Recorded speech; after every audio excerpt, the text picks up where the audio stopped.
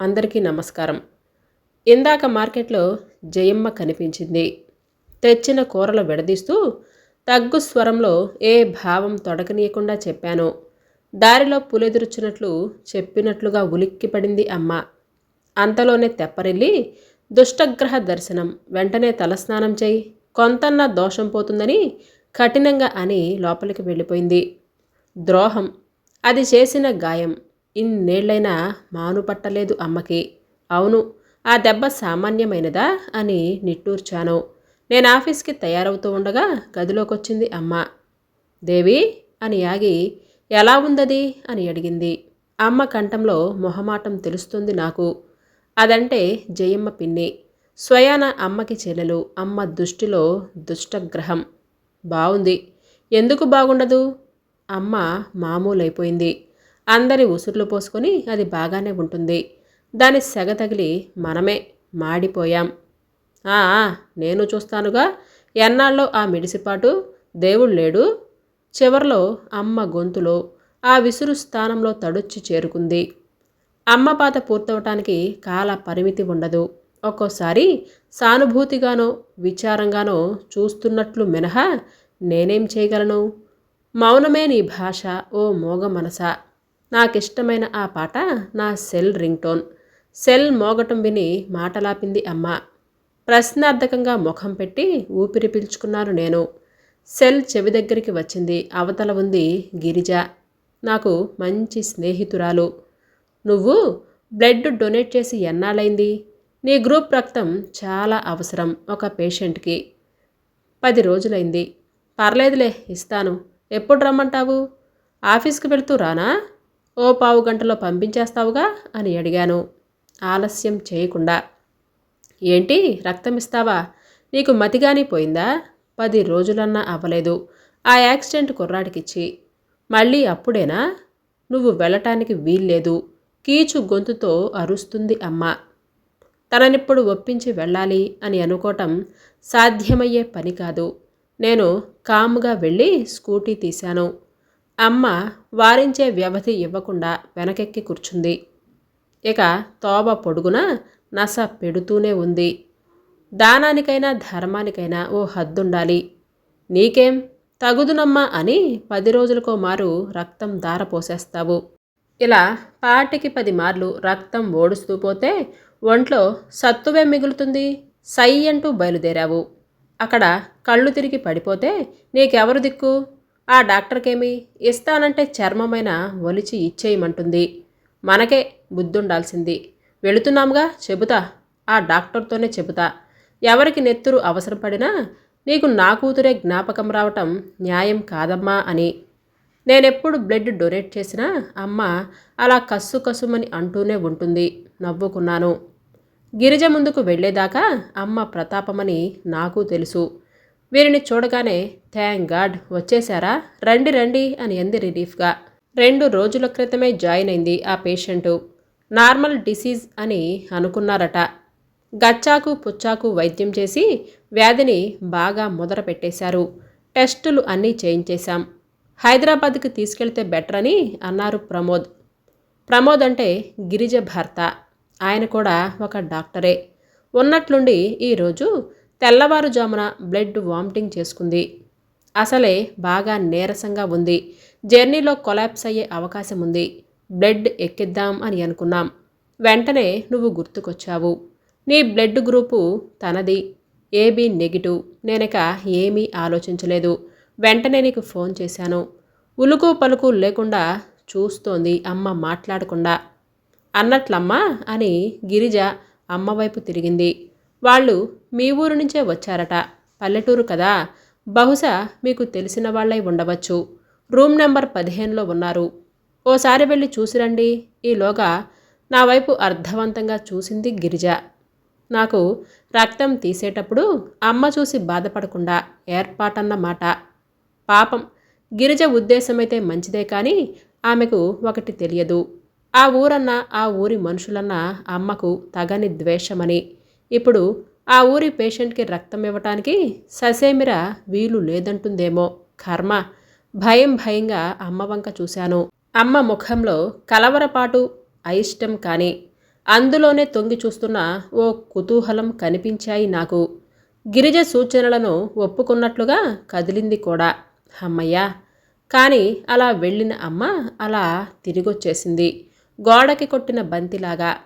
మళ్ళీ అలాగే తుఫాన్లాగా వస్తూనే పద, నువ్వెవరికి రక్తం ఇవ్వనక్కర్లేదెక్కడ, పద పద అని అంటూ నా చెయ్యి గొంజటం మొదలుపెట్టింది. వెళ్ళినప్పుడు ప్రసన్నంగానే వెళ్ళిందే. ఉన్నట్లుండి అమ్మెందుకు ఎలా మారింది చెప్పమా? ఎందుకమ్మా అలా అంటున్నారు? ఆమె ఎంత ప్రమాదంలో ఉందో చెప్పాను కదా, కలవరపడుతూ అడుగుతుంది గిరిజ. ప్రమాదంలో కాకపోతే నిప్పుల్లో ఉండని, నాకేమీ బాధలేదు. దానికి నా బిడ్డ రక్తమాత్రం ఇవ్వనివ్వను అని కసిగా అంది అమ్మ, నా చెయ్యి వదలకుండా. వాళ్ళు మీకు తెలుసా అమ్మా? అనుమానంగా అడిగింది గిరిజ. తెలుసు, తమాయించుకోవటానికి అని అన్నట్లు ఒక్క క్షణమాగింది అమ్మ. ఇదిలా మోడులా మిగిలిపోవటానికి, నేనిట్లా ముండమోపిని అవటానికి కారకులు ఎవరో తెలుసా? వాళ్లే. ఇప్పుడు చెప్పు, కాటేసిన పాముకి పాలు పొయ్యమంటావా? ఆవేశపడితే అమ్మకి ఆయాసం వస్తుంది. ఇక మాట్లాడలేకపోయింది గిరిజ. జబ్బున పడ్డది ఎవరమ్మా? నిర్ధారణ కొరకు అడిగాను. జాహ్నవి. హతోస్మి. జాహ్నవి అంటే జయమ్మ పిన్ని కూతురు. అర్థిస్తే రాష్ట్రపతి క్షమాభిక్షైనా దొరుకుతుందేమో కానీ అలా వేడుకునే అర్హత కూడా లేదు మా దృష్టిలో వాళ్ళిద్దరికీ. నేను నిస్సహాయంగా చూసి లేచాను. డోంట్ నెవర్ మైండ్, నీ బ్లడ్ అయితే మరే ప్రాబ్లం ఉండదు కదా అని అనుకున్నాను, అంతే. నేను ఆల్టర్నేట్ కోసం ప్రయత్నిస్తాను అని అంది గిరిజ. హాస్పిటల్ బయటికి వచ్చేశాము. అమ్మని ఆటోలో ఎక్కించాను. ఆగు, ఇలా రా. స్కూటీ స్టార్ట్ చేయబోయే దాన్నల్లా ఆగి ఆటో దగ్గరికి వచ్చాను. నా మీద ఒట్టే, వెనక్కి వెళ్ళి బ్లడ్ ఇచ్చిరాను అని తన తల మీద ఒట్టు పెట్టుకుంది. పట్టుపడితే అమ్మంత మొండిది లేదు. అలాగే. ఇంతలో ఆటో కదిలింది. నేను ఆఫీస్కి వచ్చేశాను. నా మనసంతా అల్లకల్లోలంగా ఉంది. పేజీలోని అక్షరాలు ఏమీ కనిపించటం లేదు. నాకు తెలుసు, ఇప్పుడు గిరిజ ఫోన్ చేస్తుంది. ఏమిటా గాథ అని. ఏమని చెప్పను? వద్దంటున్న మనసు గతాన్ని కెలికింది. టౌన్కి కాస్త దగ్గరగా ఉన్న పెద్ద పల్లెటూరు మాది. పంచాయతీ ఆఫీస్తో పాటు ఆసుపత్రి, చిన్న గ్రంథాలయం, హై స్కూల్ కూడా ఉన్నాయి. ఆ హై స్కూల్లో మా నాన్నగారు తెలుగు మాస్టారు. భాషా ప్రావీణ్యంలో ఆయన శాస్త్రం తెలిసినవాడని, సంస్కృతం చదివినవాడని, మంచి చెడ్డ విచక్షణ కలవాడని ఊళ్ళో అందరికీ నాన్నంటే గౌరవం, భక్తి. నాకు 10 ఏళ్లప్పుడు అనుకుంటా మా జయమ్మ పిన్ని వాళ్ళు వాళ్ళ ఒక్కగానొక్క సంతానం జాహ్నవిని తీసుకుని మా ఊరికి కాపురం వచ్చేశారు. మా చిన్నాన్నగారు అన్నదమ్ముల విభేదాలతో విడిపోయి మా అమ్మా నాన్నల ప్రోద్బలంతో ధాన్యం కమిషన్ వ్యాపారం ప్రారంభించారు. ఈ ఊరొచ్చి మా ఇంటికి 2 సందుల అవతల వీధిలోనే ఉండేవాళ్ళు. వాళ్ళు మేము చాలా అన్యోన్యంగా ఉండేవాళ్ళం. చిన్నతనంలోనే తల్లిపోతే ఒకరికి ఒకరై పెరిగారట అమ్మ, పిన్ని. పిన్నంటే అమ్మకు పంచ ప్రాణాలు. జాహ్నవికి నాకు దాదాపుగా ఒకే వయసు. స్కూల్లోనూ ఇంటా బయట అంటుకొని తిరిగేవాళ్ళం. మా ఆటపాటలకి, కబుర్లకి, నవ్వులకి ఎంత సమయమూ చాలేది కాదు. మా అన్న గోపి అయితే ఎప్పుడూ పిన్ని వాళ్ళ ఇంట్లోనే ఉండేవాడు. మగపిల్లలు లేకపోవటం వలన అనుకుంటా చిన్నాన్నగారు కూడా వాడిని బాగా చేరదీసేవారు. ఆ రోజులు ఎంత బాగుండేవో. అమ్మ తరచూ ఏదో స్పెషల్ వంట, గుమ్మడి పులుసు చేశాననో, మెంతి వంకాయ బాగా కుదిరిందనో పిన్ని వాళ్ళని భోజనానికి పిలిచేది. పిన్నింట్లో ఏ టిఫిన్ చేసినా తీసుకొచ్చి మాకు రుచి చూపించేది. ఇక పండుగలు, పబ్బాలు, ఫంక్షన్ లాంటి విశేషమైన రోజులైతే చెప్పక్కర్లేదు. అందరం ఒకింట్లోనే జరుపుకునేవాళ్ళం. అందరం చేరిన చోట సంతోషం విరగపండేది. జీవితం సుఖంగా జరిగిపోతున్నప్పుడు కాలం పరిగెడుతుంది అన్న సంగతే గుర్తుండదు. చూస్తుండగానే పిన్ని వాళ్ళు మా ఊరొచ్చి 5 ఏళ్లైపోయింది. హాయిగా వీరుల విందు చేస్తూ సాగిపోతున్న మా జీవితాలలో ఉన్నట్లుండి ఓ అపశృతి దొర్లింది.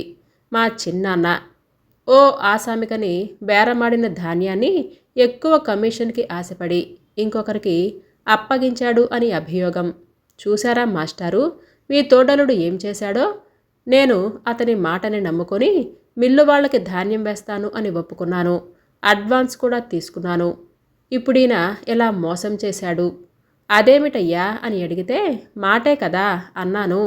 భయానా తీసుకోలేదు కదా. అందుచేత నేను చేసిన దానిలో తప్పేమీ లేదు అని అంటున్నాడు. ఇదేమన్నా బాగుందా చెప్పండి. ఇప్పుడు ఆ మిల్లు వాళ్ళకి ఏం సమాధానం చెప్పను నేను అని నాన్న దగ్గర వాపోయాడు ఆ నష్టపోయిన పెద్ద మనిషి. ఈ పల్లెటూళ్ళలో డబ్బు కంటే మాటకే విలువ ఎక్కువ కేశవా. వ్యాపారానికి నిజాయితీ ముఖ్యం. రేపెవరు నమ్ముతారు చెప్పు. నువ్వు చేసింది చాలా తప్పు సుమా. పెద్ద తరహాగా చిన్నాన్నని మందలించారు నాన్న. ఎదుట మాట్లాడలేదు కానీ చిన్నాన్నకు అది నచ్చలేదు. ఈయనెవరట చెప్పటానికి అని వెనకాల అన్నారట. అప్పట్నుంచి ఇద్దరి మధ్యన స్నేహబంధం చెడింది. అమ్మ సర్ది చెప్పే ప్రయత్నం చేసింది. చిన్నాన్న ముఖ బంధాన్ని విడవట్లేదు. 4 రోజులు పోతే అవే సమసిపోతాయి అని ఆశపడింది అమ్మ. కానీ అందుకు పరిస్థితులు అనుకూలించలేదు. నాన్నన్నట్లుగానే ఆ నష్టపోయిన అతను చేసిన ప్రచారంతో చిన్నాన్న వ్యాపారం బాగా కుంటుపడింది. కూడ తీసుకోవటానికి చాలా కష్టపడాల్సి వచ్చింది. ఈ లోపల ఎన్నో డబ్బు ఇబ్బందులు. వాటి మూలంగా ఆలుమగల మధ్య కీచులాటలు. అవి చాలవన్నట్లు ఆ ఏడాదే జాహ్నవి 10th ఫెయిల్ అయింది.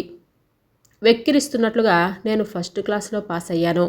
ఈ చికాకులతో మొదట్లో తటస్థంగా ఉన్న పిన్ని పూర్తిగా మగని వైపుకు తిరిగిపోయింది.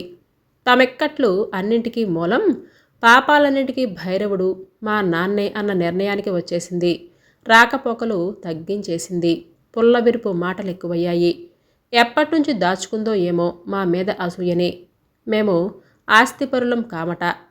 జాహ్నవికి చదువు అబ్బకపోవటం, నేను అందంగా ఉంటానని వాళ్ళు వీళ్ళు అనటం, ఊరి వాళ్ళంతా మా పట్ల ఎక్కువ వినయ విధేయతలు కనపరచటం, వీటన్నిటి మీద తన అక్కసుని వ్యంగ్యంగా వెటకారంగా ఎద్దేవా చేస్తున్నట్లుగా మాటల్లో బయట పెడుతుంది పిన్ని. మాకే ముదనష్టాలు కలవలేదమ్మా. పైసా కోసం అలానే కక్కుర్తి పడతాం మరి అనేది ఒకసారి. ఎప్పుడో మా అమ్మ మేనత్తకి పిల్లలు లేని కారణంగా ఆవిడాస్తి మా నాన్నకి రాసిపోయిందట. అది విషయం. మా బంగారు బొమ్మ, చదువుల సరస్వతి అని నోరారా నన్ను మెచ్చుకున్న మా పిన్ని తెల్లతోలుండగానే కళాకాంతి ఉండక్కర్లేదా అని అంటోందిప్పుడు. మా నాన్న స్కూల్లో మాస్టర్ అవటం వలన నాకు మార్కులు ఎక్కువ వేయించి క్లాసు తెప్పించారు అన్నది ఇంకోసారి చెల్లెలు. ఎంత చొప్పనాతితనమా పాపం. వెలవెలలాడిపోయింది అమ్మ. ఇవన్నీ చిన్న చిన్న మొట్టికాయలు. కపాలం బద్దలయ్యే పిడికిలిపోటు తర్వాత వేసింది. నేను కాలేజీలో చేరాను. అన్నయ్యతో పాటు బస్సులో కాలేజీకి టౌన్కి వెళ్ళి వస్తూ ఉన్నాను. ఆ రోజు త్వరగా బస్సు వస్తుందని అన్నయ్య నేను త్వరగా రెడీ అవుతున్నాం. ఎంత పొద్దెక్కింది. రాజేశ్వరమ్మ గారు ఇంకా లేచినట్లుగా లేదే. ఒంట్లో బాగుందో లేదో ఒకసారి చూసిరా అని అంది అమ్మ. రాజేశ్వరమ్మ ఆంటీది మా పక్కిల్లే. ఒంటరిగా ఉంటారు. భర్త పోయి 4 ఏళ్లయింది. పొలం నుంచి వస్తుంటే పురుగు ముట్టిందట.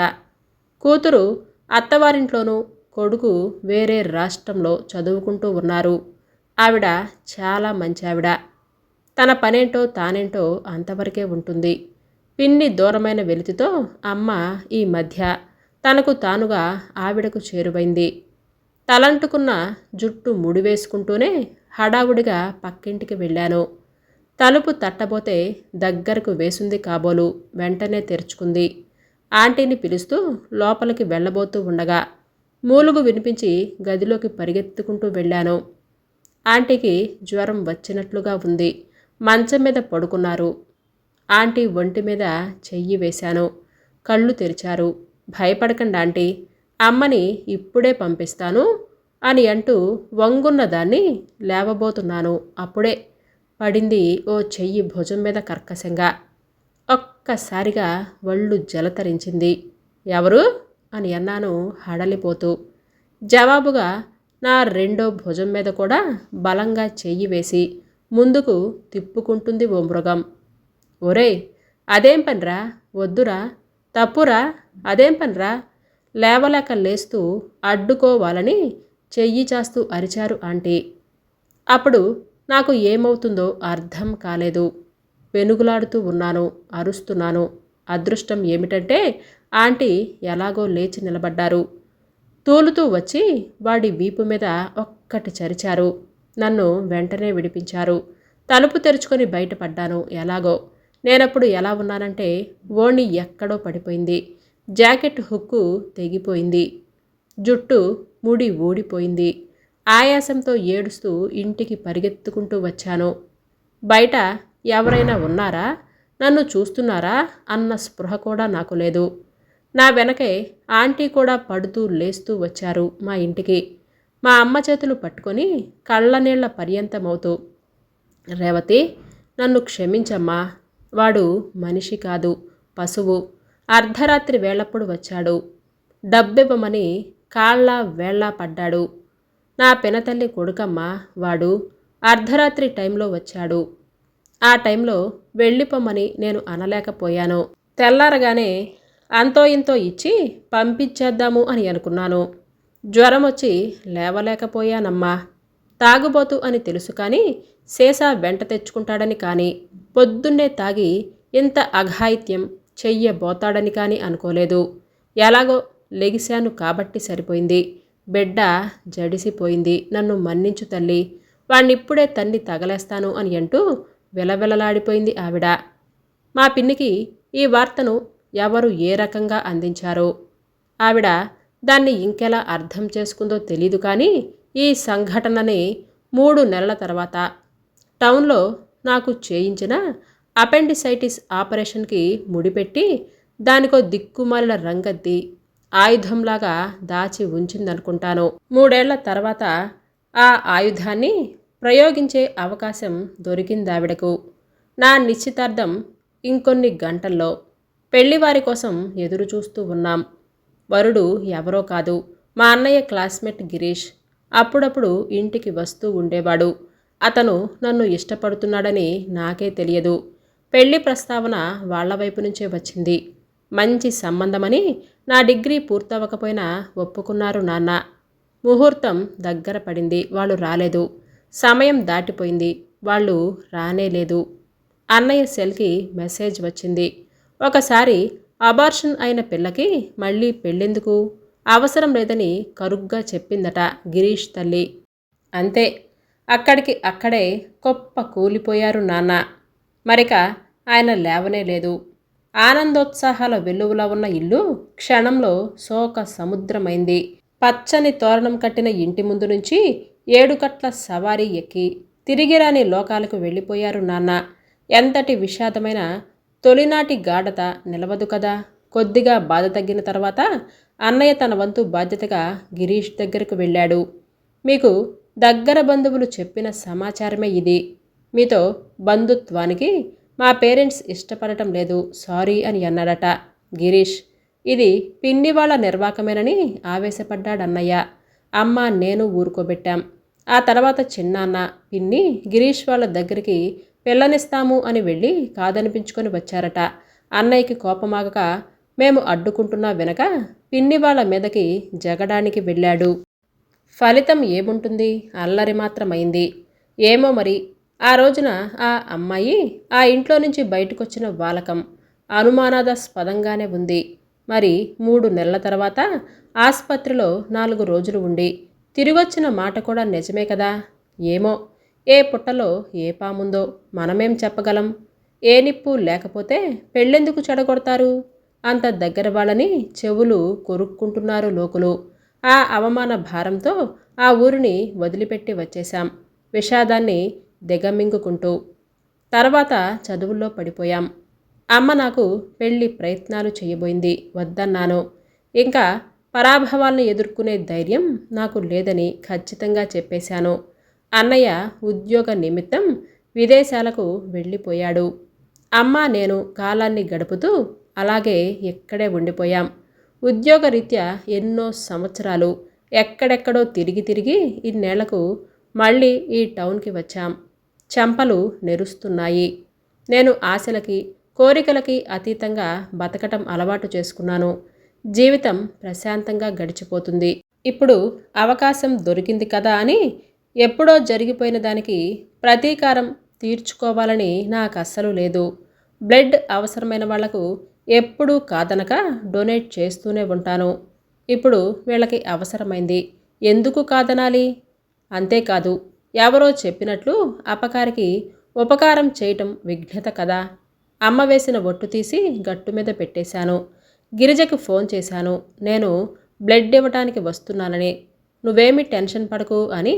అవసరం లేదు, బ్లడ్ దొరికింది అని చెప్పింది. ఒట్టేయించుకొని చెప్పొద్దు అని చెప్పినా ఆ బ్లడ్ ఇచ్చింది ఎవరో కాదు, మీ అమ్మే. అన్నట్లు మా అమ్మది కూడా నా బ్లడ్ గ్రూపే. ఈ కథ మీకు నచ్చిందండి? అయితే లైక్ చేయటం, సబ్స్క్రైబ్ చేయటం, షేర్ చేయటం మర్చిపోవద్దు. మీ అమూల్యమైన అభిప్రాయాలను నాకు కామెంట్స్ రూపంలో తెలియజేయండి.